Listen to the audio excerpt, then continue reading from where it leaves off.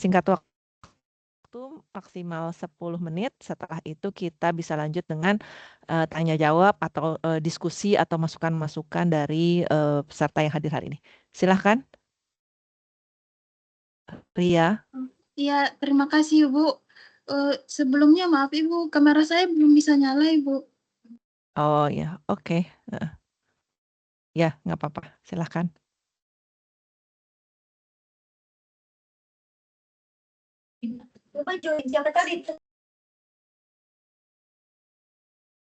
Iya, belum kelihatan. Tapi suaranya ada. Iya Bu, nggak tahu Bu Coba share kameranya. screen aja. Nggak apa-apa. Coba share screen. Bisa nggak? Share screen Baik aja. Ibu. Heeh.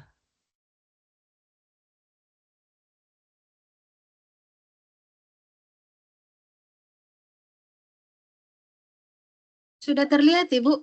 Udah. Oke. Iya, nggak masalah. Udah lanjut saja boleh. Nggak apa-apa. Iya, mohon maaf ya Ibu, saya tidak bisa on cam. Oke. Assalamualaikum warahmatullahi wabarakatuh. Perkenalkan nama saya Ria Febrianti Siregar, NIM 2020-31044. Selamat sore untuk Bapak Ibu dosen dan teman-teman semuanya. Jadi di sini saya akan mempresentasikan skripsi saya yang berjudul Sistem Monitoring pH Air Vertical Creep Host berbasis Internet of Things. Yang pertama itu ada latar belakang. Kepiting bakau menjadi hasil budidaya perikanan yang cukup banyak diminati oleh masyarakat, khususnya di perkotaan. Budidaya kepiting bakau menggunakan metode vertical creep host di daerah perkotaan merupakan perkembangan dari metode budidaya kepiting yang ada sebelumnya, yaitu metode keramba dan metode keramba menggunakan box. Namun, saat ini budidaya dengan metode vertical creep host dinilai belum efektif dan efisien. Terdapat permasalahan yang dialami oleh pembudidaya di mana masih banyak resiko kematian kepiting bakau disebabkan proses pengendalian kualitas air masih menggunakan manusia atau manual dalam mengendalikan kualitas air sirkulasi. Hal ini membutuhkan tenaga manusia dan waktu yang ekstra untuk memastikan kualitas air sirkulasi sesuai dengan kondisi lingkungan pertumbuhan kepiting bakau. Terdapat beberapa kelemahan dari metode vertical creep host, di antaranya tidak dapat mengidentifikasi kondisi kualitas air secara tepat, tidak dapat mengecek kondisi kualitas air secara real time, dan tidak dapat mengecek kondisi temperatur, salinitas amonia, dan pH secara simultan, di mana batas parameter tersebut di antaranya temperatur 25-30 35 derajat Celcius, salinitas 15-25, pH 7,5-9, dan amonia lebih kecil 0,1 ppm. Akibatnya resiko kematian kepiting bakau masih sangat tinggi sehingga menyebabkan pembudidaya mengalami kerugian yang cukup besar. Selanjutnya, IoT dapat diterapkan untuk memantau kondisi lingkungan hidup kepiting secara real time dan memberikan peringatan dini pada pengelola jika terjadi perubahan yang memerlukan perhatian. Dalam hal ini, penerapan IoT dapat dilakukan melalui penggunaan sensor dan perangkat pintar yang terintegrasi dalam konsep Smart Vertical Creep Host. Beberapa contoh penerapan IoT pada Smart Vertical Creep Host antara lain seperti sensor suhu dan pH dapat dipasang dalam rumah kepiting untuk memonitor kondisi lingkungan hidup kepiting. Data yang dihasilkan dapat dikirimkan secara real-time ke perangkat pintar yang terhubung ke jaringan IoT, seperti smartphone atau tablet, sehingga pengelola dapat memantau kondisi lingkungan hidup kepiting dari jarak jauh dan mengambil tindakan jika terjadi perubahan yang memerlukan perhatian. Lalu terdapat sistem otomasi dapat diterapkan pada Smart Vertical Creep Host untuk mengoptimalkan penggunaan sumber daya dan meminimalkan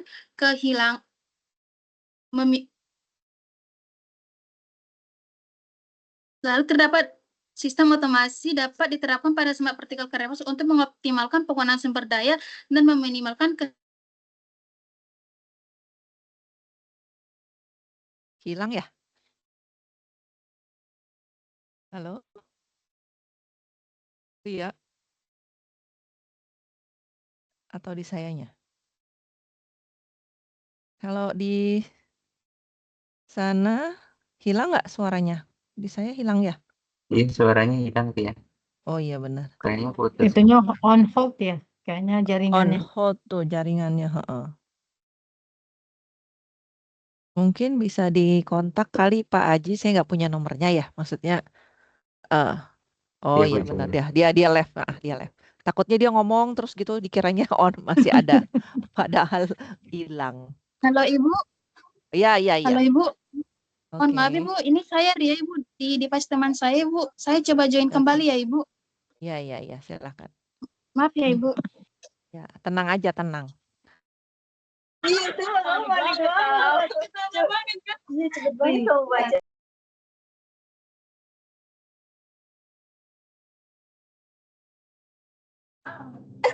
Halo, halo. Ya sudah jelas suaranya. Silakan lanjut. Saya lanjutkan ya Ibu. Ya.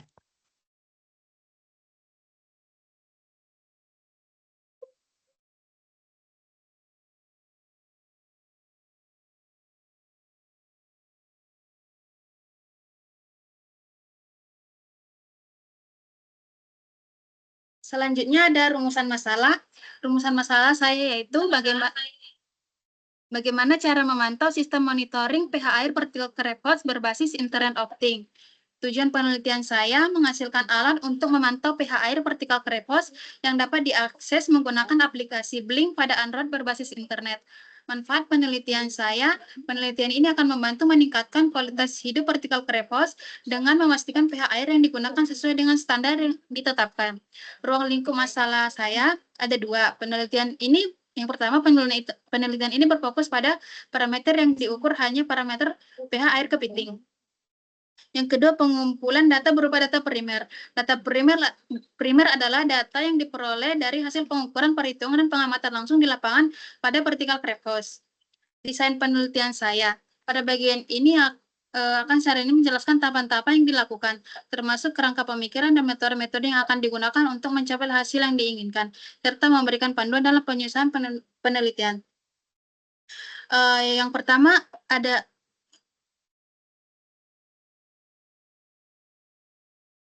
seperti ini tahapan penelitian saya, Bapak dan Ibu. Setelah itu kebutuhan penelitian saya yang pertama ada perangkat keras, ada laptop, ada modul PH 4502C, ada modul node MCU ESP8266. Setelah itu ada kabel jumper. Untuk perangkat lunak sendiri, saya menggunakan sistem operasi Windows 10 64-bit. Untuk bahasa pemrogramannya, saya menggunakan Arduino IDE dan library-nya ESP8266 WiFi, Bailing, PH4502C, dan NeoPig.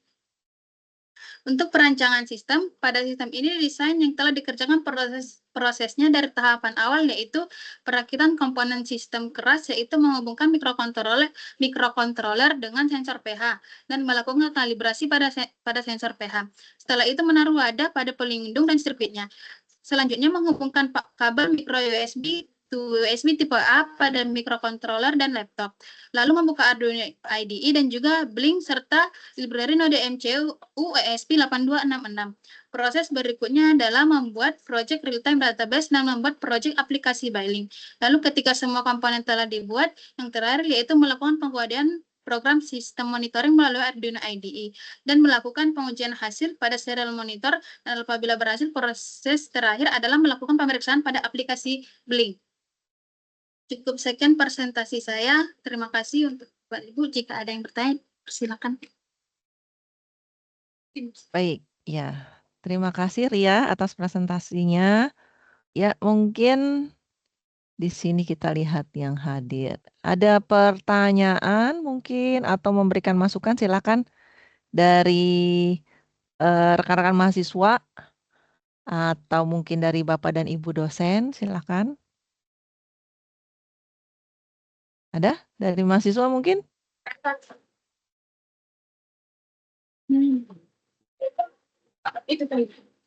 Dari Bapak Ibu dosen mungkin? Kalau nggak ada nanti boleh set awali dulu nih pertanyaan. Oke, karena belum ada ya, mungkin dari saya dulu deh. Ya, coba boleh dilihat di slide-nya Ria dari awal ya. Oke. Baik, Ibu. Oke, sistem monitoring pH air. Ini tampilannya, oh karena nggak bisa pakai. Ya, sistem monitoring pH air vertical crab house berbasis IoT. Hmm, pertanyaan sederhana saya aja. Ini nanti penggunanya berarti siapa nih rencananya?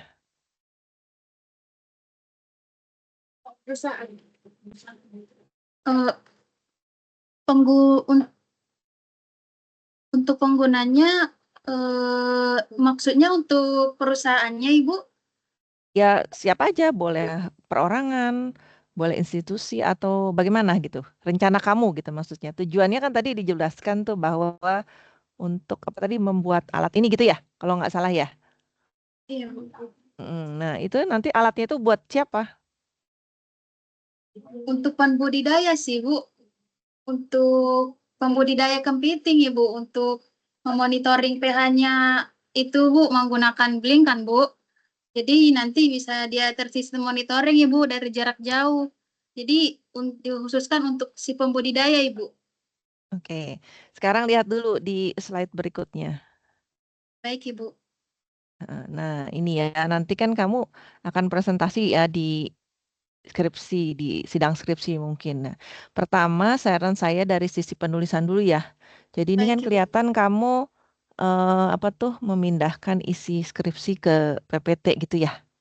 Iya, Ya, Ibu. jadi kalau bisa yang namanya PPT itu kan PowerPoint ya, PowerPoint presentation ya. Jadi em, poin-poinnya aja mungkin apa yang mau disampaikan dari setiap slide gitu. Ya, jadi bukannya bentuk tulisan banyak seperti ini gitu. Kalau saya perhatikan tadi dari awal sampai akhir ya. Itu yang pertama. Paham kan maksudnya, Ria? Paham, Ibu. Terus kemudian juga dari sisi gambar juga. Gambar itu kalau kamu copy paste dari Word ke sini, nggak jelas kan tulisannya. Coba lihat tadi di gambar apa tuh Yang ini desain ya, Ibu. penting. Nah, iya, ya semua gambar lah, termasuk ini gitu kan. Saya nggak bisa baca ya. Ini tulisannya apa kecil banget gitu ya. Nanti kan ada penilaiannya kalau untuk presentasi. Iya, bukannya kamu besarkan begitu, bukan. Maksud saya nanti digambar ulang kalau untuk PPT gitu ya, Baik, Ibu. supaya tulisannya terlihat jelas. Oke, terus kemudian juga lihat dulu di latar belakang tadi. Belakang, oke. Tadi kan sistem untuk memonitoring pH air ya, Iya, Ibu. ya kan pH air. Nah, di sini batasnya batas untuk pH airnya itu yang baik, yang cocok atau yang bagus untuk kepiting itu mana? Ini ya 7,5 sampai 9 9, ini. Ibu. Iya, Ibu. Oke. Oke. Oke. Terus kemudian kondisinya memang kan kamu bilang di sini ya ada mana yang tadi saya baca tuh yang banyak yang apa yang mati gitu atau latar belakangnya apa sih sebenarnya? Kenapa kamu akhirnya kok buat ini gitu? Latar belakangnya apa sih sebenarnya? Di latar belakang ini kan menjelaskan tentang gimana kualitas air yang baik untuk kepiting bakau ini sendiri, Bu. Nah, untuk kualitas air itu kan ada beberapa, Ibu. Nah, di saya cuma ngambil untuk pH-nya saja, Ibu. Untuk batas pH-nya itu kan 7,5 sampai 9, Ibu. Jadi untuk faktor utamanya di air gitu, Ibu. Untuk pH-nya, jadi saya ngambil pH-nya maksudnya, Ibu. Jadi saya ngambil pH-nya dari 7,5 sampai 9. Jadi jadi Eh, bukan, bukan itu, saya mau bukan itu maksud saya. eh Memang kondisinya nih, kan ini kan untuk budidaya ya, budidaya iya kepiting ya. iya Ibu. Kamu Iya Ibu. sudah melakukan langsung berarti ya ke ke Perusahaannya. pembudidayanya. Iya Apa Ibu. namanya? Apa nama Vertical itunya? crab, vertical Oh, itu namanya. iya Ibu, vertical crab Vertikal. house. Crab house Ibu. Tapi di sini kok namanya metode ya maksudnya? Metode vertical crab house itu Iya, vertical crab house itu nama institusinya atau nama apa? nama perusahaannya Ibu. Tapi kamu Bukan kok kamu tulisnya dengan metode, bukan maksudnya bukan gimana? bukan nama perusahaannya PT Perkasa Pilar Utama Ibu. Terus untuk vertical crab house ini untuk rumah kepiting Ibu, untuk budidaya rumah kepiting Ibu. Namanya ini metode vertical crab house gitu. Ya, Gitu. Gimana sih Salah maksud kamu? penulisan. Ya itu makanya saya Oke. bingung. Kok ada vertical crab house ya? Nah, itu nanti kamu perbaiki lagi ya setiap kata, setiap kalimat gitu. Boleh nggak saya ditunjukin? Kamu udah mengunjungi langsung kan tempat pembudidayaannya ya? Udah, Ibu. Oke, ada fotonya, buktinya kalau kamu sudah mengunjungi ke sana? Ada, Ibu. Oke, bisa ditunjukkan nanti ya. Baik, saya tunjukkan di mana, Ibu? Ya, nggak maksudnya kalau nanti kamu sidang bisa ditunjukkan itu ya. Kali aja ada yang Oh, nanya. oh, baik, Oke, Ibu. terus kemudian pertanyaan saya adalah, memang di sana itu ada realnya itu case-nya apa? Sehingga kamu perlu melakukan monitoring ini gitu. Apakah nih misalnya, oh selama berapa bulan terakhir itu banyak kepitingnya yang mati misalnya. Terus ternyata dari hasil kepiting yang mati itu diteliti misalnya pH airnya bagaimana atau bagaimana gitu. Jadi gini, Bu. Jadi kan misalnya nih, si pembudidaya ini lagi di luar, jadi dia otomatis tidak bisa me memonitoring kualitas air kepiting ini kan, Ibu.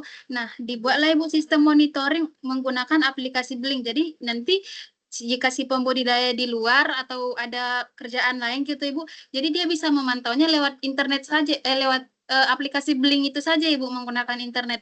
Jadi nanti di sana ada terpantau, Ibu, pH-nya sekarang di vertical crab house-nya tuh berapa gitu, Ibu. Ya, saya paham kalau itu. Saya paham. Cuman yang saya tanyakan adalah memangnya kenapa mesti dibuat seperti ini gitu? Apakah selama ini yang berjalan itu tadi misalnya ada banyak kepiting yang mati atau bagaimana gitu? Kenapa mesti kamu buat mau sistem monitoring gitu? Bukannya ini malah merepotkan ya? Merepotkan si pembudidaya. Apa istilahnya ya? Atau bagaimana? Permasalahannya aja sebenarnya sih. Baik itu permasalahan secara apa namanya ya? Peristiwa Oh, langsung atau mungkin permasalahan yang kamu sudah temukan di jurnal misalkan gitu. Apa gitu? Apa sesungguhnya masalahnya? Latar masalahnya tuh belakang. Ibu, kami memang ke sana juga kemarin itu pas penelitian ada kepiting yang mati juga Ibu, ada kepiting sempat penurunan pembudidayanya Ibu, ada kepitingnya yang kurang nafsu makan dan lain-lain gitu Ibu. Nah, itu maksud saya. Nah, yang mati itu berapa? Gitu kan? Apakah matinya karena memang pH airnya yang tidak sesuai atau jangan-jangan karena hal lain? Nah, itu kamu bisa buktikan. Bisa nggak? Nah, itu ya maksud saya di latar belakang itu mungkin nanti bisa dicari lagi lah, gitu ya, bisa dicari lagi kenapa? Karena biasanya memang itu perlu gitu. Sorry, biasanya itu memang apa menjadi landasan utama dalam mengambil topik penelitian. Mungkin itu dulu dari saya. Ini sudah ada yang raise hand ya, Pak Agus. Silakan, Pak Agus. Baik, terima kasih Bu Puji. Eh, siapa namanya tadi? Ria Pak. Oh Ria, oke Ria. Eh, tadi Bu Puji sudah menanyakan terkait dengan vertical crab house gitu ya. Iya. Tapi di paparan kamu tadi, atau mungkin kalau saya tertinggal gitu ya, eh, tidak ada penjelasan terkait dengan vertical crab house. Nah, jadi kan tadi Bu Puji menyampaikan vertical crab house itu kamu sudah ke sana gitu, ada fotonya enggak begitu. Itu harusnya kamu sampaikan vertical crab house itu bagaimana mekanisme kerjanya, cara kerjanya seperti apa, kemudian ada problem apa gitu. Jadi kalau misalkan tadi yang kamu state tadi bahwasanya pH, kamu mau fokus di pH. Oke, ketika ada di pH, tapi di sini tidak jelas ketika pH-nya 7,5 atau misalkan 9 atau mungkin pH-nya 11 atau mungkin pH-nya di bawah 7,5 begitu ya. Nah, apa yang harus dilakukan gitu. Kalau hanya memonitoring itu kan hanya melihat saja. Walaupun dia misalkan dia lagi di luar nih, oh pH-nya kecil, terus harus diapain? Kalau dia lagi di luar kota, pH-nya tiba-tiba 5, dia nggak bisa ngapa-ngapain, hanya monitoring saja, ya mati duluan semua itu kepitingnya ketika balik, begitu kan. Nah, teknologi IoT kan harusnya menyelesaikan masalah, begitu. Nah, jadi mungkin perlu ditambahkan ya, diperjelas masalahnya apa, kemudian IoT itu mau digunakan untuk apa. Nah, misalkan oke, setelah pH-nya ketahuan, apa yang akan dilakukan? Apakah dia nanti akan menambahkan air, membuka keran atau apa? Kalau saya lihat vertical crab house itu kan semacam budidaya di ruang lahan terbatas begitu ya, dengan membuat susunan kayak semacam apa ya, bak penampungan ataupun mini-mini kolam lah, kolam mini gitu ya, yang terbuat dari plastik yang disusun begitu kan ya. Iya, Pak. Nah, artinya kan kalau misalkan seperti itu, nah itu harus diperjelas begitu ya. Nah, tadi saya tidak begitu menangkap gitu. Nah, itu yang pertama ya, masukannya. Baik, Pak. Kemudian yang kedua gitu ya. Eh, objektifnya harus diperjelas ya nanti ya. Nah, di tujuannya itu apa? Nah, tadi misalkan ya mengatasi masalah tadi gitu kan ya, masalah kontrol pH, gimana caranya kalau pH-nya turun dia bisa naik. Nah, IoT-nya bagaimana konsepnya? Cara kerja awalnya dulu dijelaskan gitu ya. Jadi cara kerjanya seperti ini, nanti ketika pakai IoT jadinya seperti apa gitu. Kemudian yang selanjutnya terkait dengan metode ya. Terkait dengan metode tadi ya, metodologi penelitian. Nah, tadi benar kata Bu Puji ya, gambarnya harus jelas. Begitu coba slide-nya. Nah, ini nggak kebaca. Kita nggak kebaca nih, gitu ya. Nah, jadi kalau copy paste-nya itu kalau kamu buatnya ini pakai MS Word gitu ya. Nah, cara ngopinya biar nggak pecah itu copy spesial gitu ya, di PowerPoint atau di MS Word itu ada fitur copy spesial supaya nggak pecah. Kemudian teknik presentasinya gitu ya. Nah, kalau misalkan ada gambar seperti ini dijelaskan gitu ya. Tidak suruh nanti orang membaca gitu ya. Nah, kan nggak ngerti orang flowchart-nya ini maksudnya seperti apa. Nah, gitu. Baik, Nah, Pak. kemudian yang terakhir gitu kan ya, bisa lihat rangkaiannya. Rangkaian Ya, alur rangkaian sistemnya ada nggak? ini, Pak. Oke. Jadi Blink ini apa sih sebenarnya sih Blink ini? Blink itu Platform atau apa yang bisa kita gunakan atau seperti apa fungsinya? Blink itu platform digital, Pak. Bisa digunakan untuk web dan bisa digunakan di aplikasi, Pak. Itu untuk membuat atau dia sebagai semacam server cloud atau apa? Iya, Pak. Semacam server cloud, Pak. Jadi udah tersedia gitu, Pak. Jadi kita bisa generate aplikasi dari Blink. Iya, Pak. Oke. Terus kita perlu ngoding nggak? Iya, Pak. Perlu, Pak. Di Blink-nya atau di mana? Di Arduino IDE-nya, Pak. Di Blink-nya kita bisa ngoding atau enggak? Di Blink-nya enggak, Pak. Di Enggak. Blink-nya nanti terhubung, Pak. Nanti dia nanti mengirim token, Pak, dari Blink itu. Nah, nanti dikodingkan di Arduino IDE-nya, Pak. Nah, itu tadi ya. Nah, di sini perlu kamu berikan penjelasan ya, per bagian-bagiannya, terus komunikasinya bagaimana gitu ya. Nah, terus terkait dengan rangkaian, ini rangkaiannya kan hanya kayak membaca sensor aja ya. Iya, Pak. Nah, terus nah ini yang saya maksud tadi, masalahnya apa, kemudian solusinya apa, begitu ya. Nah, kalau seperti ini kan seolah-olah hanya kayak kita praktek membaca sensor saja, tidak ada problem yang ingin kita selesaikan. Baik, Pak. Paham nggak maksudnya? Paham, Pak. Nah, jadi kalau maksudnya problem itu setelah baca itu nanti IoT-nya ngapain? Apakah dia mengendalikan motor untuk buka keran, mengalirkan air, atau menambahkan zat sesuatu yang untuk menambah naikkan pH, begitu ya, sehingga orang yang punya tambak itu ya nggak perlu lagi gitu kan, nggak perlu lagi melakukan secara manual. Itu fungsinya IoT kan seperti itu. Tuh. Nah, kalau ini kan Iya. hanya membaca data saja, gitu, hanya monitoring saja. Nah, tapi kalau di sini, kalau dari sisi masalah, problem tidak ada problemnya diselesaikan karena hanya monitoring, gitu.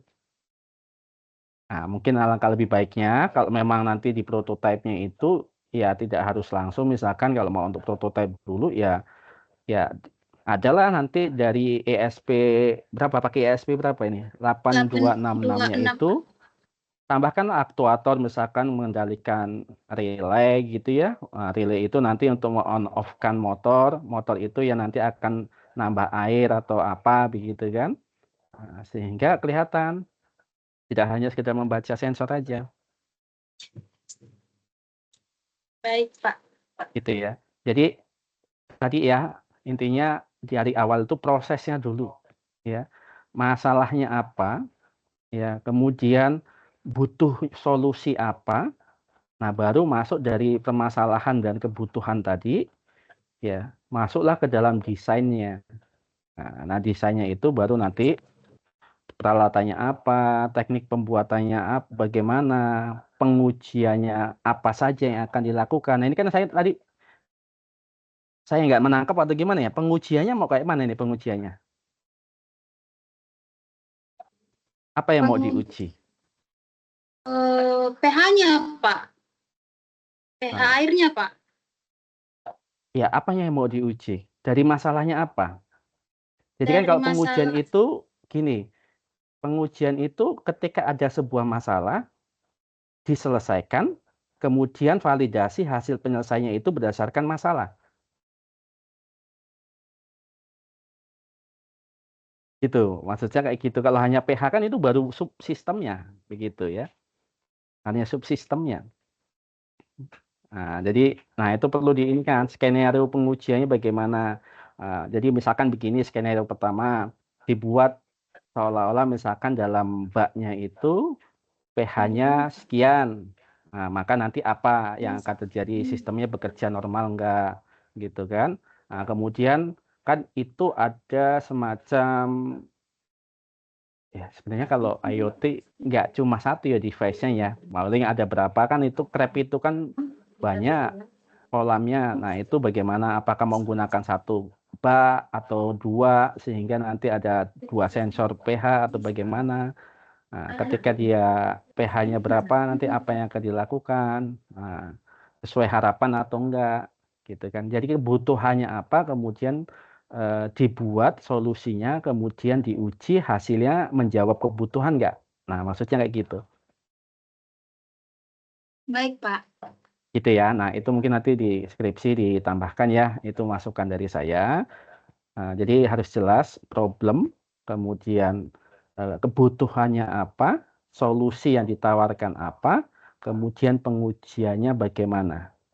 Nah, baru nanti di situ ada discussion, gitu kan ya, ada discussnya, kemudian conclusionnya apa, gitu. Nah, mungkin itu dari saya. Terima kasih Bu Puji. Ya, Terima terima kasih, kasih Pak. Pak Agus Mulyanto. Ya, baik Ria, sudah banyak ya tadi dapat masukan dari Pak Agus dan juga dari saya. Berhubung waktunya yang sudah mepet ya, kita berikan kesempatan buat yang lain. Silahkan boleh ditutup dulu, Ria. Baik, Ibu. Cukup sekian yang dapat saya presentasikan. Terima kasih untuk masukan dari Bapak dan Ibu. Saya akhiri. Wassalamualaikum warahmatullahi wabarakatuh. Waalaikumsalam warahmatullahi wabarakatuh. Ya, kita berikan applause dulu buat Ria. Ya. Berikutnya adalah pembicara kedua kita yaitu Siti Majdiah dengan dengan NIM 2017-31308 dengan judul skripsi adalah klasifikasi penyakit pada kucing menggunakan metode naive Bayes di ZipPuppet ya dengan dosen pembimbing adalah Pak Max Teja Aji Cipta. Eh ada Sitinya? Oh ya, oke, ada ya. Waktunya saya berikan maksimal 10 menit ya. Silahkan, Siti.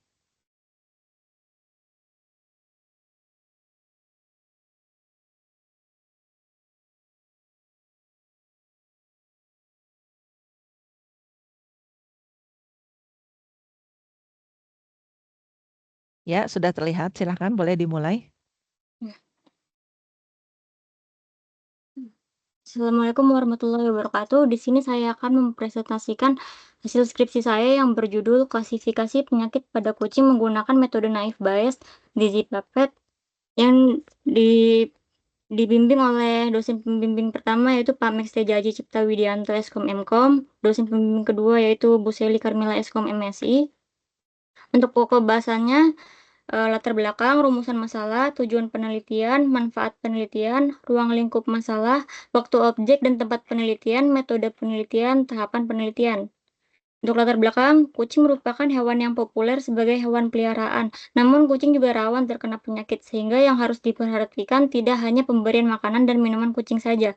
Untuk menghindari salah satu faktor angka kematian pada kucing, masyarakat dan pemilik perlu tahu apa saja penyakit-penyakit pada kucing. Metode Naive Bayes dapat digunakan untuk memprediksi penyakit kucing dengan memasukkan pelatihan data berdasarkan probabilitas bersyarat ke dalam pembelajaran mesin, sehingga penulis lakukan penelitian dengan judul Klasifikasi Penyakit pada Kucing menggunakan metode Naive Bayes di ZPAPET. Rumusan masalahnya yaitu bagaimana mengklasifikasi penyakit pada kucing menggunakan metode Naive Bayes. Untuk tujuan penelitiannya yaitu untuk melakukan pengklasifikasian penyakit pada kucing menggunakan metode Naive Bayes dan untuk mengetahui efektivitas dan efisiensi metode Naive Bayes dalam mengklasifikasi penyakit pada kucing. Manfaat penelitiannya yaitu dapat memberikan kontribusi pengklasifikasian penyakit pada kucing menggunakan metode Naive Bayes, sehingga penelitian ini diharapkan membuktikan kelayakan Naive Bayes dalam mengklasifikasikan dataset penyakit kucing maupun penyakit hewan lainnya. Selanjutnya, ruang lingkup masalah. Yang pertama, menggunakan 10 jenis penyakit pada kucing yang diklasifikasi yaitu gastritis, enteritis, chlamydiosis, cholangiohepatitis, VIP, panleukopenia, kalikivirus, gastroenteritis, otitis.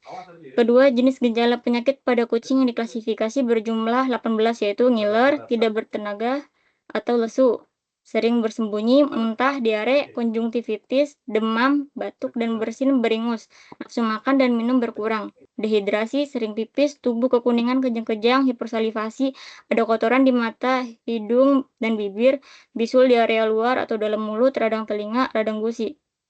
Yang ketiga, data yang didapatkan pada penelitian ini ialah data primer atau mentah dalam kurun waktu 2 tahun terakhir, yakni dari Januari 2022 sampai dengan Mei 2024.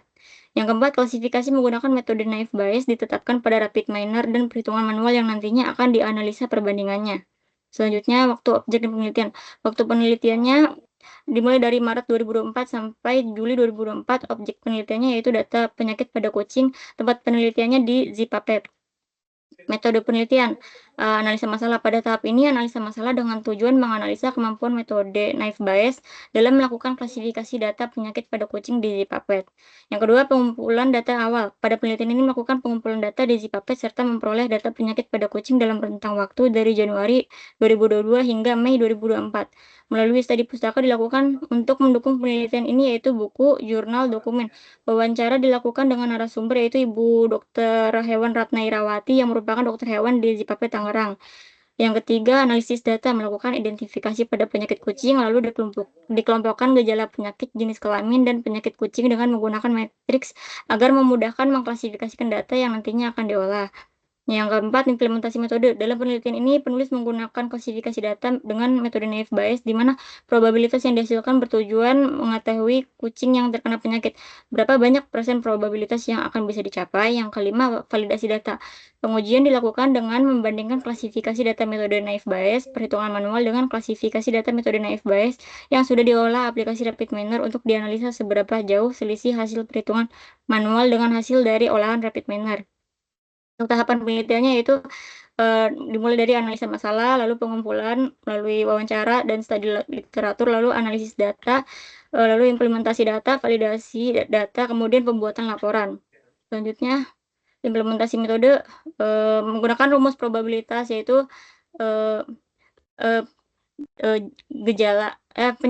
penyakit dibagi jumlah data penyakit di ZPAPET yang diambil.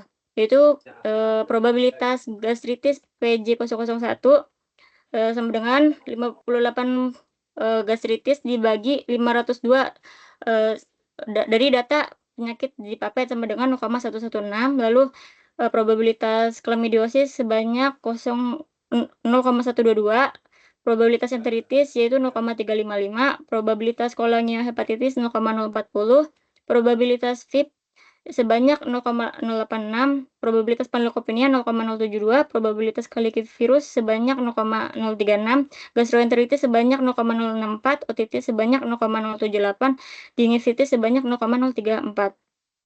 Untuk uji validitasnya yaitu presentasi akurasi sama dengan banyaknya jumlah klasifikasi yang benar dibagi total keseluruhan data yang diklasifikasi.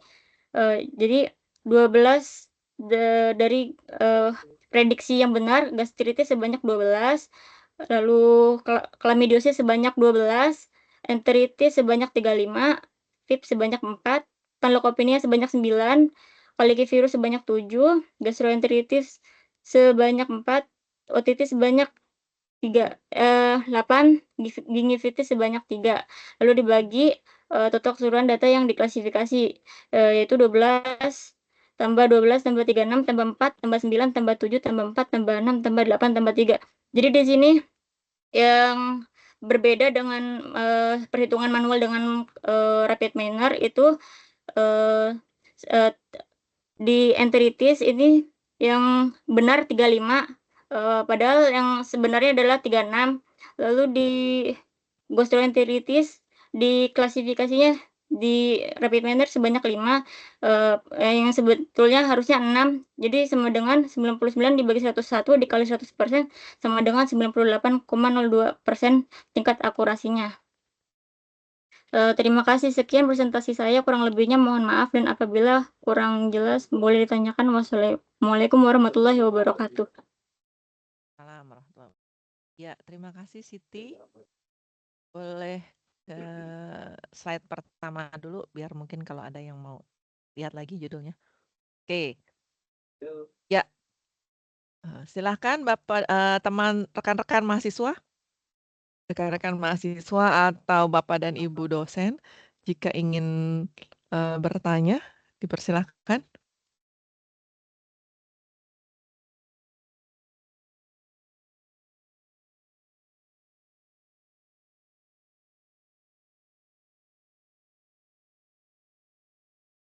Ada? Oke, kalau nggak ada mungkin dari saya dulu, boleh. Ya, ini kan judulnya klasifikasi penyakit pada kucing menggunakan metode Naive Bayes ya. Boleh dilihat latar belakangnya? Latar belakang. Oke. Sebenarnya ada permasalahan apa yang muncul sehingga menurut kamu perlu dilakukan klasifikasi ini ya? Tadi kan judulnya klasifikasi ya. Izin Ada penyakit jawab. kucing gitu. Ya, ini dikarenakan terkadang pemilik kucing tidak tahu kucingnya itu sakit apa. Lalu untuk ke dokter hewan kan biayanya mahal. Kadang pun kalaupun ke dokter hewan didiagnosis ke dokternya juga dokternya kadang meleset ini diagnosanya karena penyakit kucing tuh gejalanya ada yang mirip-mirip gitu, ada 3 penyakit terus gejalanya ada gejala yang sama. Jadi dokter kadang suka bilang ini diduga seperti penyakit misal diduga penyakitnya panleukopenia, sebenarnya penyakitnya gastroenteritis sehingga salah diagnosa tadi itu sehingga kucingnya mati gitu, padahal diagnosanya kurang benar gitu, Bu. Itu yang kamu sampaikan tadi itu ada di mana? Maksud saya, apakah kamu hasil wawancara atau ada di jurnal atau bagaimana? Ada yang dari jurnal, ada juga yang dari pengalaman pribadi sih. Oke, sekarang coba lihat tadi jenis-jenis penyakitnya. Ini. Oke.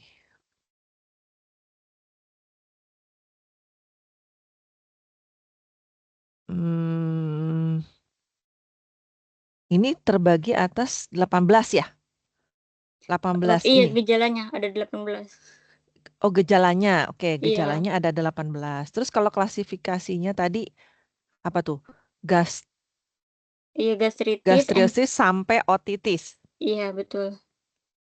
Hmm, ini kan berarti yang jadi objeknya itu kan kucing ya. Terus kemudian nanti apa ya namanya? Penggunanya berarti nanti hanya dokter ya? Atau orang awam bisa juga Dokter sih Bu. dokter. Iya, Dokter gitu. iya Bu. Hmm, terus kemudian ini datanya kamu ambil berapa banyak datanya? 502 Bu. Itu ngambilnya dapatnya dari mana? Dari Zipapet Bu. Zipapet itu nama kliniknya. Iya betul, dari kliniknya. Oh ya, apa nah? Kok kamu bisa dapat datanya ke situ apa? Maksud saya eh mungkin punya kan karena biasanya nggak susah nggak mudah ya biasanya sebuah klinik atau organisasi atau institusi memberikan data. Nah itu Zipapet itu siapa? Maksud saya siapa gitu apa? Mungkin Itu iya klinik langganan sih Bu. hmm, Iya. ada berapa ratus tadi datanya? 502 Bu. 502. Boleh ditunjukkan nggak datanya seperti apa yang didapatkan dari kliniknya? Ini Bu. Ini sudah dikasih seperti ini oleh mereka atau gimana?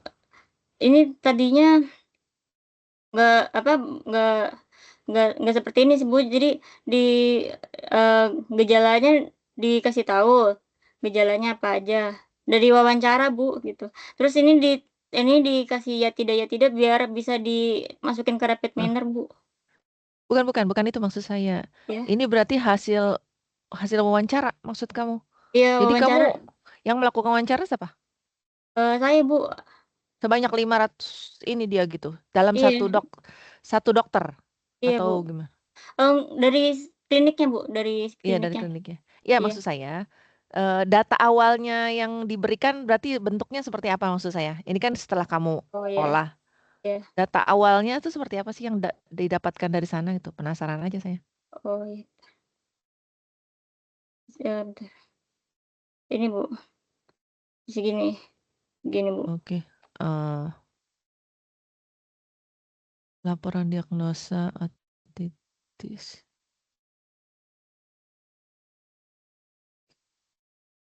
Terus gimana caranya kamu transformasi dari data ini menjadi yang data yang tadi itu seperti apa? Oh, jadi tadinya nih ada 2000 berapa ratus gitu Hmm, Bu, hmm, campur sama anjing. Jadi oke, yang saya ambil ini oke, yang kucing, kucing, ya. ya. Terus Terus gimana? Heeh, yang diambil hanya 10 penyakit, oke, 10 penyakit yang gejalanya heeh, ada kemiripan heeh, dengan 18 gejala. Lalu saya olah Bu jadi ya tidak itu tadi Bu. Ini. oke, ya, ya. Sementara dari saya itu dulu ya. Nanti mungkin dari Iya. penanya lain bisa menambahkan. Silakan ini ada Bu Karina yang ingin bertanya. Silakan Bu Karina. Oke. Oke, baik.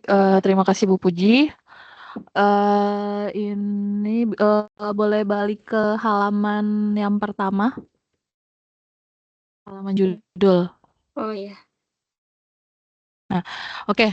eh, eh, ini kamu bikin skripsi dengan judul klasifikasi penyakit pada kucing ya, menggunakan metode knife bias. Nah, tadi saya udah menyimak apa namanya sebagian yang udah kamu jawab dari pertanyaannya Bu Puji ya.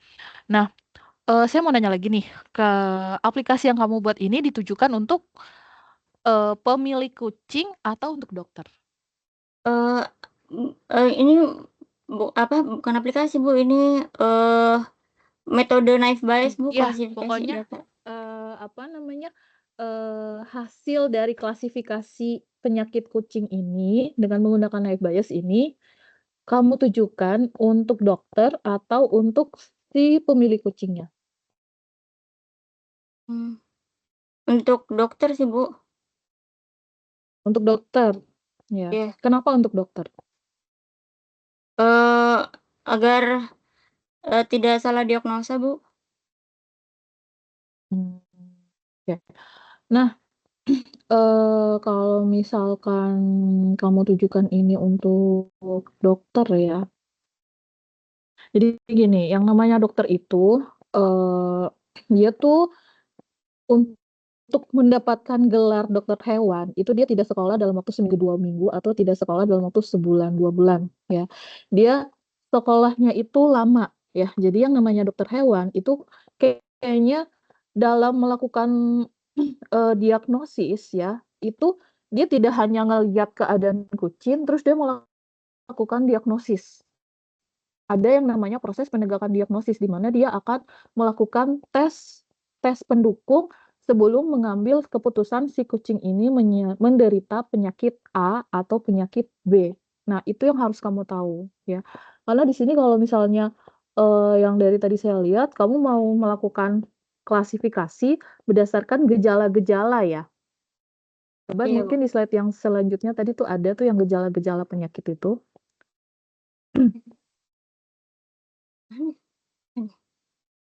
Nah ini.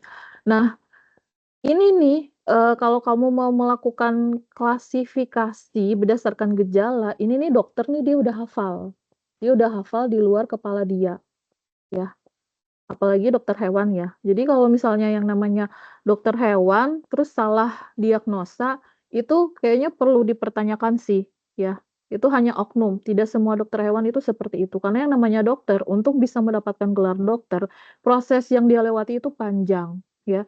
Jadi, apalagi ketika dia mau melakukan diagnosa sebuah penyakit, itu ada yang namanya penegakan diagnosa, di mana dia harus melakukan tes-tes untuk sebagai pendukung diagnosa suatu kucing itu menderita penyakit A, B, atau C. Jadi dia tidak hanya asal, kayak gitu. Jadi, eee, apalagi di sini kamu bikin,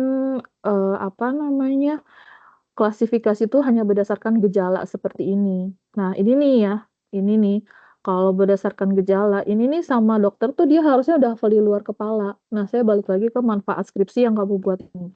Kalau misalnya kamu buat ini ya, ada gejala, terus jenis penyakitnya ini kalau menurut saya ya, ini lebih tepat ditujukan untuk pemilik hewan. Nah, tadi di awal kan kamu bilang, untuk pemilik hewannya ketika dia ke dokter itu mahal, ya, terus kucingnya sakit, dia bingung nih harus ngapain. Nah, ini sih lebih cocok kalau kamu bikinnya itu sistem pakar. Jadi, berdasarkan gejala-gejala yang dialami oleh kucing, ini ketika diuji cobakan, ya, itu nanti hasilnya sakitnya apa, dan saran untuk mengatasi sakit tersebut tuh apa, seperti itu. Jadi, kalau ini menurut saya ya, entah mungkin kamu nanti, bisa diskusikan lagi dengan pembimbing kamu, ya. Karena kalau kamu diklasifikasi penyakit berdasarkan gejala, kalau kamu tujukan untuk dokter, ini sebenarnya kalau menurut saya agak kurang pas ya, karena yang namanya dokter tuh untuk penyakit berdasarkan gejala itu udah di luar kepala dia, karena itu pekerjaan dia sehari-hari, seperti itu.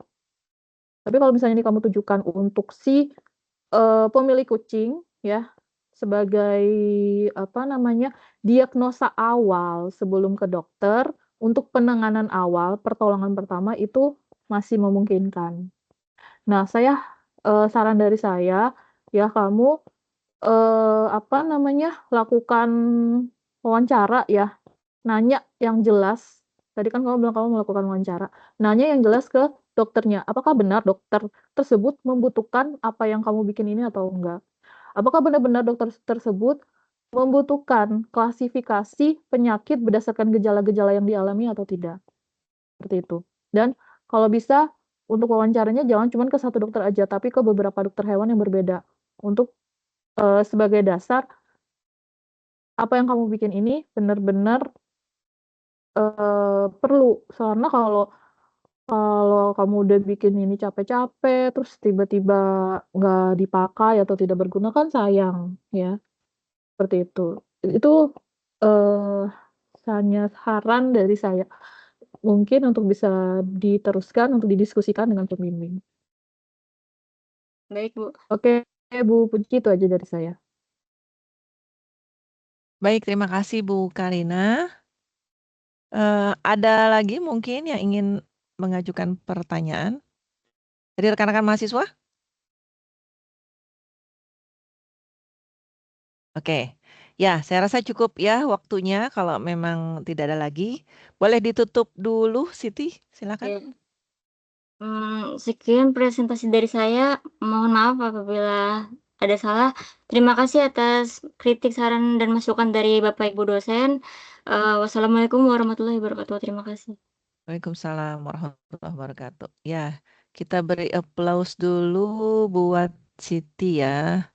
Oke, selanjutnya adalah pembicara ketiga, Fadlan Triana Nugraha dengan NIM 2020-31188 dengan judul skripsi Analisis Clustering menggunakan metode Cummins di desa atau kelurahan di Kabupaten Tangerang Selatan berdasarkan karakteristik pemakaian listrik PLN dengan dosen pembimbing Bapak Max Teja Aji Cipta. Ya, mungkin waktunya 10 menit ya, silahkan Fadlan. Screen, Bu. Ya.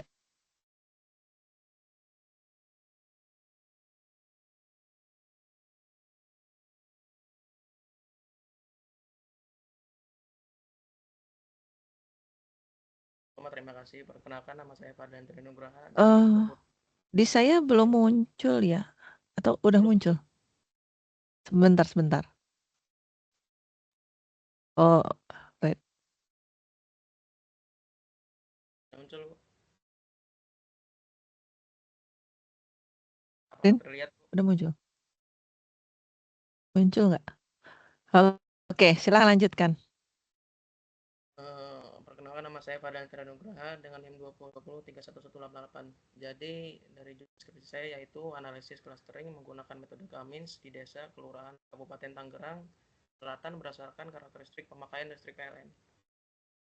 Di sini adalah latar belakangnya peningkatan kebutuhan listrik seiring dengan pertumbuhan penduduk dan perkembangan ekonomi menjadi tantangan bagi perusahaan listrik negara atau PLN untuk menyediakan pasokan listrik yang cukup dan berkelanjutan. Metode clustering Cummins merupakan salah satu teknik yang dapat digunakan untuk mengelompokkan data berdasarkan karakteristik tertentu. Penelitian ini bertujuan untuk menganalisis data pemakaian listrik di desa atau kelurahan di Kabupaten Tangerang Selatan menggunakan metode Cummins clustering. Di sini ada rumusan masalahnya. Yang pertama, bagaimana karakteristik pemakaian listrik PLN di desa atau kelurahan di Kabupaten Tangerang Selatan dapat diklasifikasikan menggunakan metode Cummins. Lalu yang kedua, apa saja kelompok desa atau kelurahan yang terbentuk dari hasil clustering dan bagaimana karakteristik masing-masing kelompok tertentu.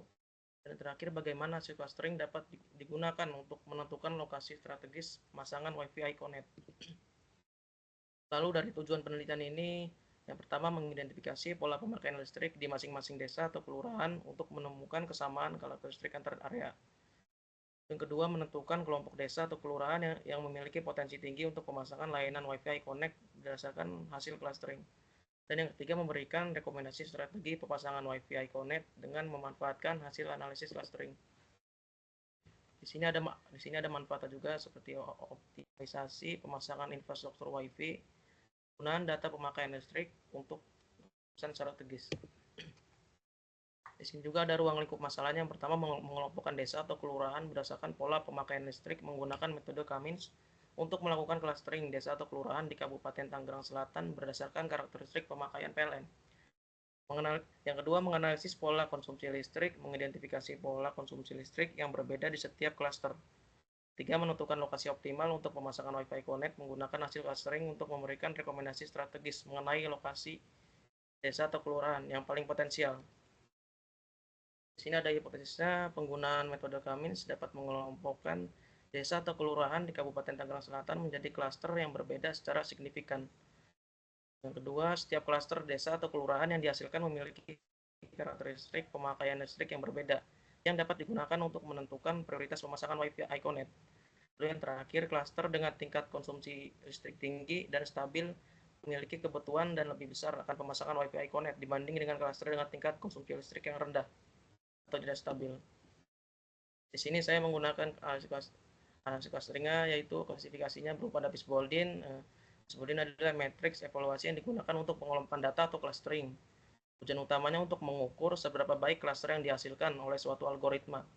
Kedua, ada siluet, yaitu matriks evaluasi yang umum digunakan dalam analisis cluster untuk mengevaluasi seberapa baik suatu objek cocok dengan cluster tempat dia terletak. Dan yang terakhir, saya memakai Kalinski-Harabas, yaitu adalah metrik evaluasi yang digunakan dalam analisis cluster untuk mengukur kualitas cluster yang dihasilkan oleh suatu algoritma. Berikut adalah datasetnya yang saya gunakan. Ini saya menggunakan PIV data atau korelasi. Yang awalnya terdapat 9 variabel, ini menjadi 4. Di sini saya menggunakan PIV data, yaitu dengan cara memotong setiap variabel satu persatu, apa yang nilainya paling tinggi. Dan gambar terakhir ini saya mendapatkan nilai yang sangat kecil atau lebih efisien untuk digunakan analisis clusternya. Di sini modelingnya pada model 1 saya menggunakan presentasi pemakaian, AVG delta dan N kompetitor.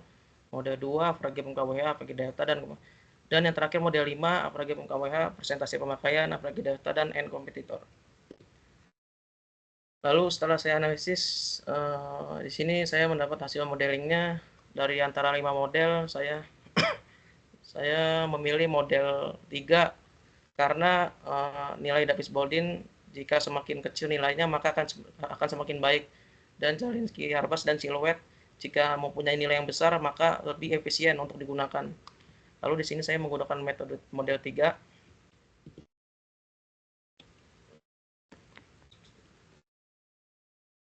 Cukup Bu, mungkin kurang lebih mohon maaf. Assalamualaikum warahmatullahi wabarakatuh. Jika ada pertanyaan.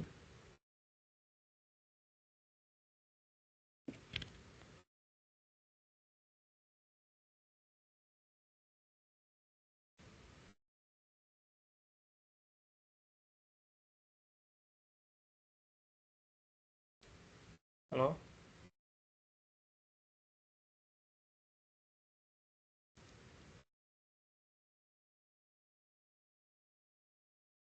Jika ada yang kurang jelas atau ada pertanyaan, silakan.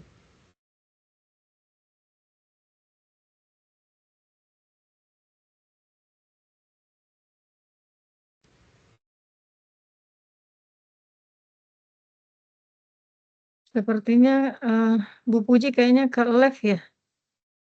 Tidak Iya. ada di live stream. Ya mungkin Pak Aji bisa lanjut Pak Aji. Iya. Ya, sambil nunggu Bu Puji untuk join kembali, mungkin dari pemaparan mahasiswa tadi, kira-kira ada yang perlu disampaikan untuk saran atau mungkin ada pertanyaan, silahkan ya. Oke, untuk Bu Evi silahkan. Ya, ini maaf ya, saya belum bisa on cam karena kameranya sedang bermasalah.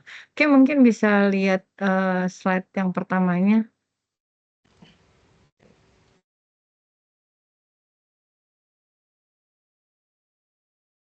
Apakah sudah terlihat, Bu? Iya, analisis clustering menggunakan K-means ya. Tadi waktu Fadlan presentasi saya sempat dengar ada klasifikasi ya.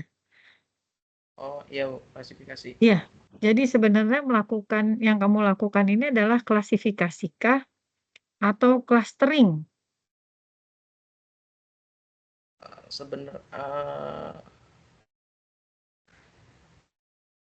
Ini clustering sama klasifikasi sepertinya Bu. Dua-duanya. Iya, clustering kan kayak pengelompokan.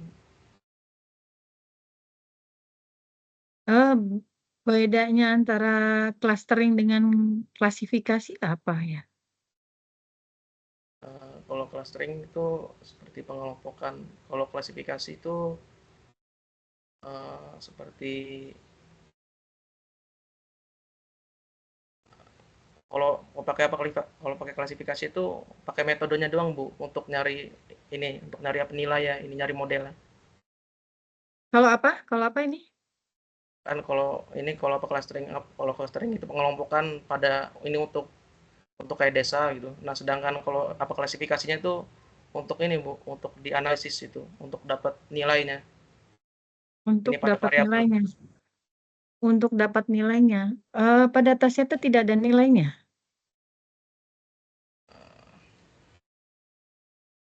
Ini judulnya analisisnya clustering, bukan analisis klasifikasi.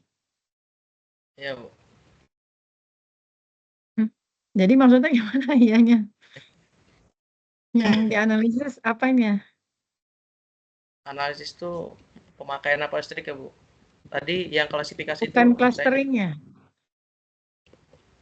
iya Bu, apa sama clusteringnya juga. Kalau clusteringnya kayak pada di suatu desa gitu Bu.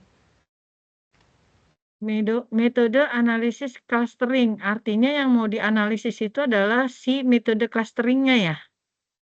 Iya Bu, ini menggunakan 3 ini metode.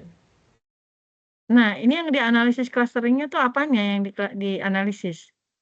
Bukan datanya ya? Ini kayak itu metodenya tuh biar ini Bu, buat dianalisis di kelas sama saya. Nah, ini kalau modelnya tuh Bukan. Kita nggak jauh. Saya belum masuk ke sana dulu. Saya baru bahas judulnya dulu. Kan di sini analisis clustering. Coba itunya. Judulnya tadi masih judulnya. ya udah Bu.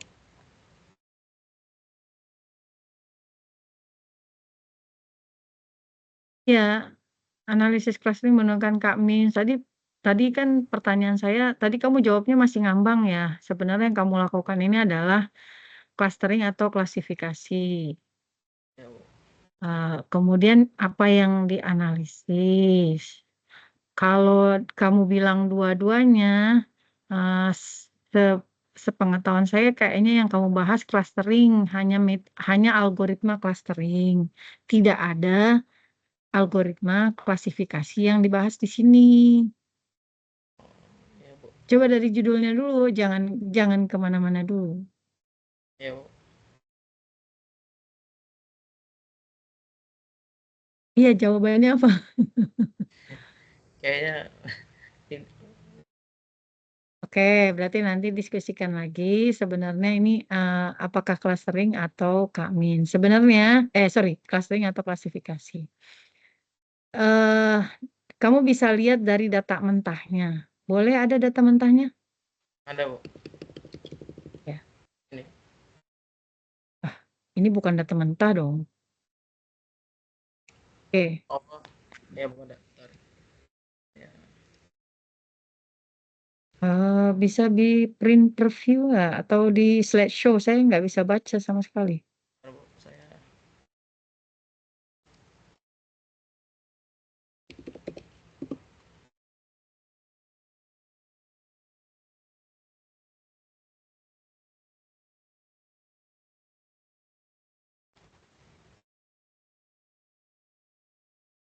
Kamu tahu data yang bisa diolah untuk clustering atau klasifikasi, tahu bedanya? Berdasarkan datanya? ini Bu. Ya, ini raw datanya. Nah, dari data mentah ini menurut kamu, ya ada kelompoknya nggak? Kelompok apa Bu? Iya, artinya itu untuk kita memutuskan bahwa kita mau menggunakan atau ini masuk ke permasalahan terkait unsupervised kah atau supervised kah gitu. Berdasarkan data ini. Ini Kalau dilihat dari data ini masuk permasalahan apa? Ini unsupervised ya. Kenapa? Ya karena kalau kami maaf kalau salah. Kita nggak ngomongin algoritmanya, kita baru ngomongin datanya. Kan kalau di mata kuliah machine learning itu ada permasalahan ya berdasarkan datanya apakah data ini termasuk permasalahan supervised atau unsupervised.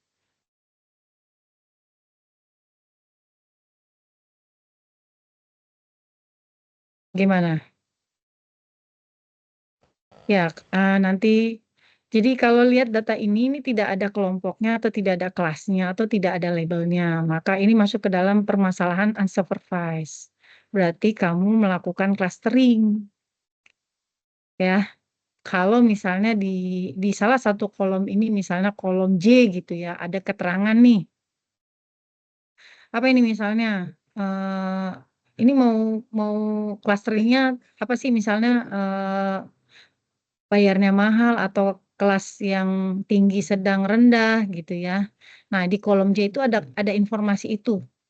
Maka ini masuk ke dalam persoalan klasifikasi. Jadi karena di kolom J ini tidak ada informasi apapun, ya ini masih masuk permasalahan unsupervised. Seperti itu ya Fadlan ya. Baik, Bu. Oke. Ya mungkin itu cukup Pak Aji atau Bu Puji. Terima kasih. Ya, terima kasih Bu Evi. Maaf tadi saya terputus ya. Tadi sudah berapa pertanyaan? Baru dari satu ya, dari Bu Evi. Ada pertanyaan lain mungkin atau ingin memberikan masukan? Silakan. Dari mahasiswa nggak ada yang nanya nih? Atau Bapak Ibu dosen? Ya, boleh dilihat ininya Fadlan judulnya tadi.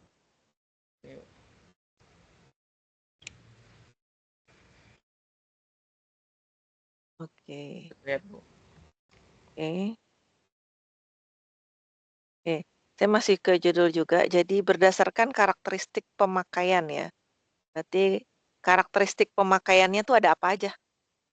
Oh, ini saya di sini ada 9 variabel, Bu.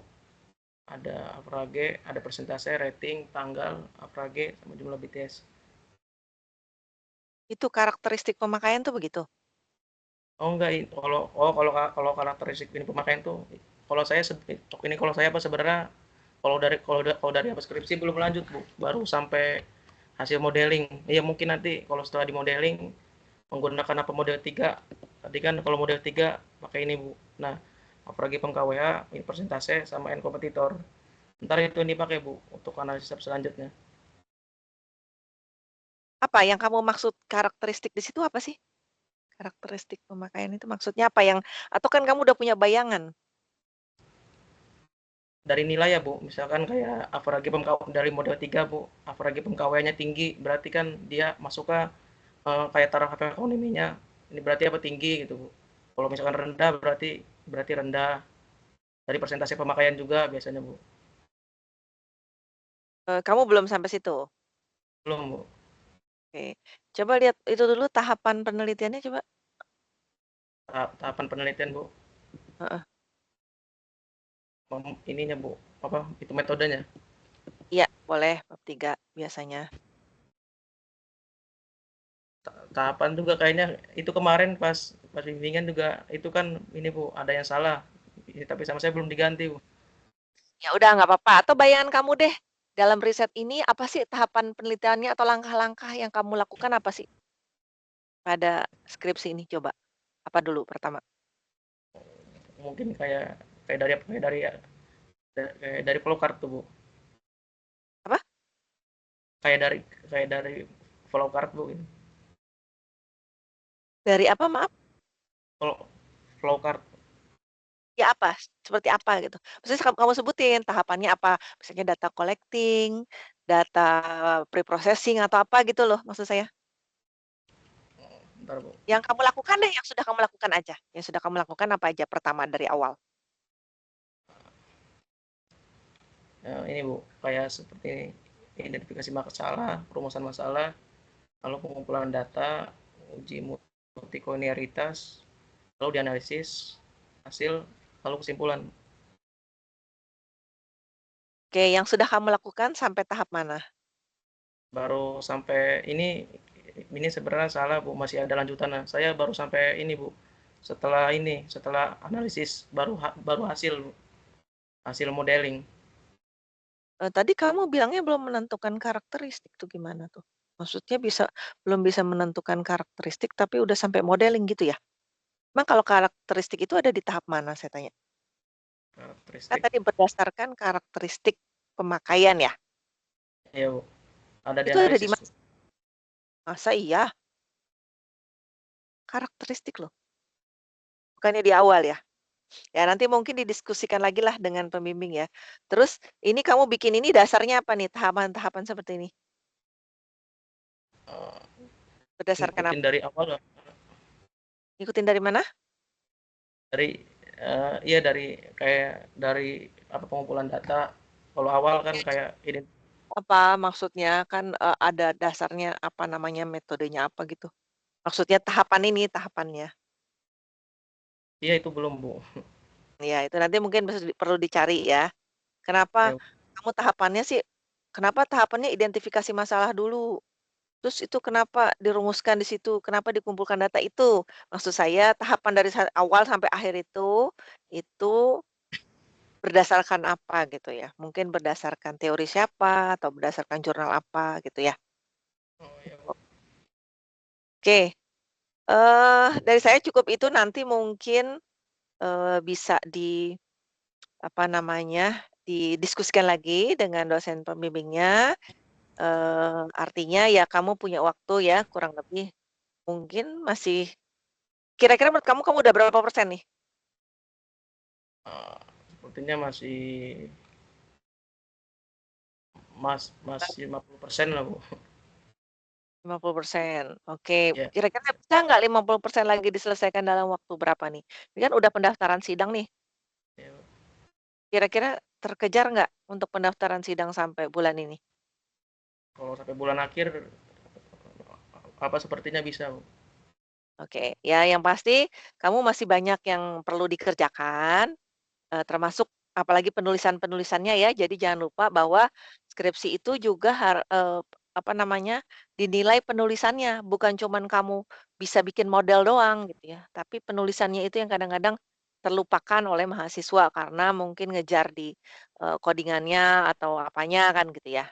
Paham ya? Ya, Jadi waktu kamu ini kurang lebih ya maksimal 3 minggu lah mulai dari, tahapan yang tadi belum selesai sampai nanti penulisan dan seterusnya. Ya, kurang lebih seperti itu. Kira-kira bisa, Fadlan, diselesaikan? bisa Bu. Oke.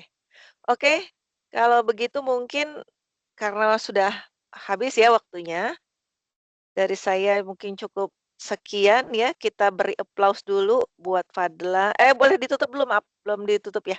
Tutup dulu, silakan. Ya Bu. Baik, kurang lebihnya mohon maaf. Terus terima kasih atas masukannya kepada Ibu. Wassalamualaikum warahmatullahi wabarakatuh. Waalaikumsalam warahmatullahi wabarakatuh. Ya, kita beri applause dulu buat Fadlan. Kemudian mungkin sudah tiga-tiganya sudah mempresentasikan ya Pak Aji ya. Baik, untuk itu Sudah Bu. mungkin dari saya cukup sekian, mungkin pesan-pesan saja. Waktunya mungkin hanya sekitar 2 sampai 3 minggu lagi ya. Jadi mesti kerja keras nih semuanya untuk penulisan, untuk mungkin penyelesaian-penyelesaian administratif dan lain sebagainya. Itu saja dari saya, kurang lebihnya mohon maaf. Assalamualaikum warahmatullahi wabarakatuh. Saya kembalikan ke Pak Aji ya. Silakan Pak Aji. Terima kasih Bu Puji atas kontribusinya menjadi moderator pada kali ini. Ya, berikut untuk sertifikat TNT Talk yang untuk hari Selasa ini. Bu Puji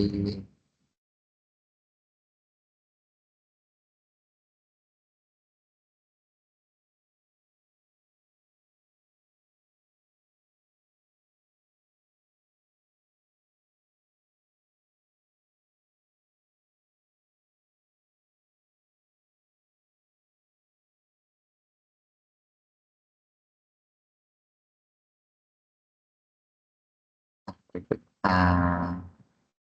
sertifikat untuk Puji, Dr. Puji Catur Siswi Kartini STMT ya. Terima Sebagai kasih. moderator dan ya sama-sama Bu. Dan di talk series ke-6 ini. Dan berikut untuk para speaker atau pembicara, itu tadi ada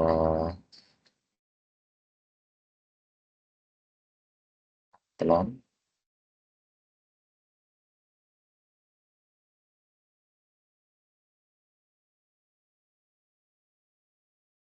Glenn Triana Nugraha, dapat sertifikatnya sebagai pembicara di TNT Talk Series ke-6.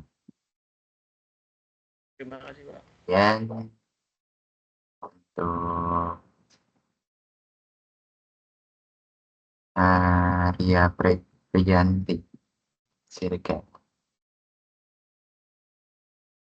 berikut untuk sertifikat untuk Ria Priyanti Siregar sebagai pembicara di TNT Talk Series ke-6 ini. Ya, untuk Siti Majdia apa ini?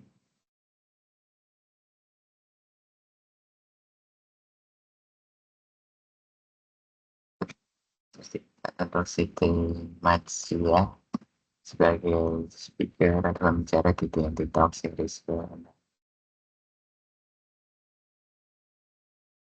Ya, mungkin sebelum kita tutup, mungkin ada sepatah kata, dua kata dari Bu Dekan, Bu Evi. Untuk saat ini cukup Pak, sudah sore sekali ya. Ya, Oh terima iya. kasih. Ya. Oke, mungkin kita open cam semuanya untuk dokumentasi pada kali ini. Ya. Mohon untuk open cam semuanya. Oke.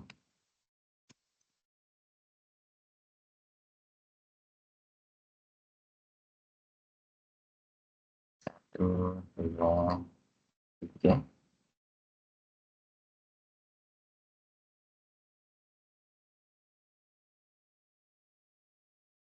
Satu, dua, tiga. Oke. Dan alhamdulillah sudah berlangsung untuk TNT Talk Series ke-6 pada hari Selasa ini.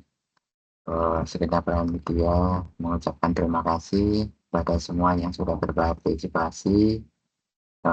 Kami tutup dan kita lanjut ke TNT Talk ke series berikutnya. Ya, assalamualaikum warahmatullahi wabarakatuh.